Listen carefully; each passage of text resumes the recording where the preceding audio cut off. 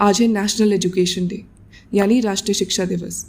Ministry of human resource and development, जो कि अब मिनिस्ट्री ऑफ एजुकेशन के नाम से जानी जाती है, ने वर्ष 2008 से इसके मनाए जाने की घोषणा की। 11 नवंबर को नेशनल एजुकेशन डे मनाए जाने के पीछे यह कारण है कि इस दिन भारत के सबसे पहले शिक्षा मंत्री मौलाना अबुल कलाम आज़ाद का जन्मदिन का होना। मौलाना आज़ाद स्वतंत्र भारत की पहली कैबिनेट का हिस्सा थे और इन्होंने भारत के स्वतंत्रता संग्राम में भी अपना योगदान दिया था। हालांकि इसमें इनकी भूमिका विवादों दूर नहीं रही। जैसे खिलाफत मूवमेंट में लीडिंग रोल होने के कारण इन्हें क्रिटिसाइज भी किया जाता है। मौलाना आज़ाद का एक शिक्षा मंत्री के रूप में कार्यकाल 1947 से लेकर 1958 तक रहा। इस दौरान कई सारे इंस्टीट्यूशंस जैसे साहित्य अकेडमी, द संगीत नाटक academy, Lalit Kala academy, school of planning and architecture और Indian council for cultural relations की स्थापना हुई।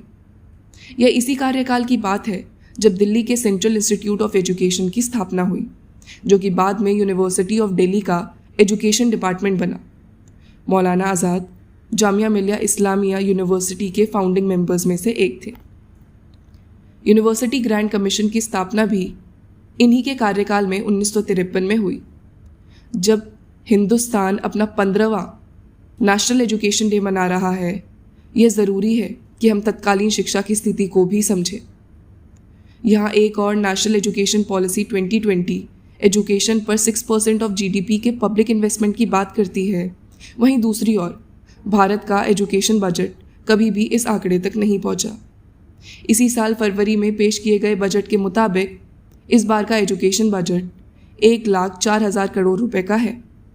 2021 से 22 के लिए एजुकेशन बजट एलोकेशन 93,000 करोड़ का था। इसका मतलब है कि there is a rise of 11,000 crore from the previous year. Finance minister Nirmala Sitharaman के द्वारा इसी साल फरवरी में प्रस्तुत किए गए इकोनॉमिक सर्वे के अनुसार expenditure on education as a percentage of GDP was 2.8% in 2019 to 20, 3.1% in 2020 to 21, and again 3.1% in 2021 to 22।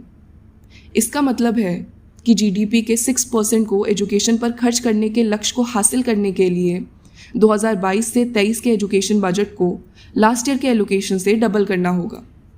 OECD यानी organisation for economic cooperation and development की 2021 में प्रकाशित रिपोर्ट एजुकेशन एट ग्लांस 2021 के मुताबिक नेशनल इनकम का सबसे बड़ा हिस्सा एजुकेशन पर खर्च करने वाले देशों में सबसे आगे है नॉर्वे, जो कि अपनी कुल जीडीपी का 6.5% से ज़्यादा एजुकेशन पर खर्च करता है।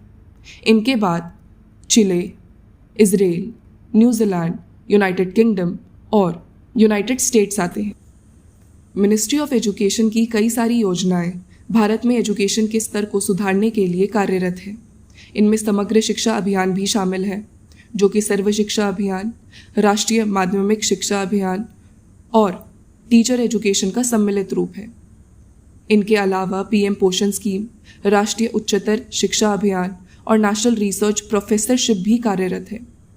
2 साल पहले आई नेशनल एजुकेशन पॉलिसी 2020 कई सारे नए पहलुओं को एड्रेस कर रही है, जैसे new school education system, mother tongue में शिक्षा के प्रावधान, इंडिक आइडिया ऑफ एजुकेशन को बढ़ावा और नेशनल रिसर्च इंस्टीट्यूट की इस्टेब्लिशमेंट। ये सारे इनिशिएटिव्स भारत को बदलते दौर के लिए तैयार करने के लिए गवर्नमेंट द्वारा लिए जा रहे हैं, जहां एक और NIRF यानी नेशनल इंस्टीट्यूशनल रैंकिंग फ्रेमवर्क के अंतर्गत भारत के एजुकेशनल इंस्टीट्यूट्स को बेहतर प्रदर्शन के लिए बढ़ावा दिया जा रहा है। वहीं दूसरी ओर वैश्विक स्तर पर टॉप 100 यूनिवर्सिटीज़ में भारत की एक भी यूनिवर्सिटी नहीं है। QS वर्ल्ड यूनिवर्सिटी रैंकिंग्स के मुताबिक Indian institute of science Bangalore Bharat की ओर से सबसे कम रैंकिंग वाला इंस्टीट्यूशन है, जिसकी ग्लोबली रैंकिंग 155 है। भारत के एजुकेशन सिस्टम के सामने अब ना केवल अपनी क्वालिटी अच्छी करने की चुनौती है, बल्कि इसे सही मायनों में नेशनल एजुकेशन पॉलिसी 2020 को लागू भी करना है। धन्यवाद।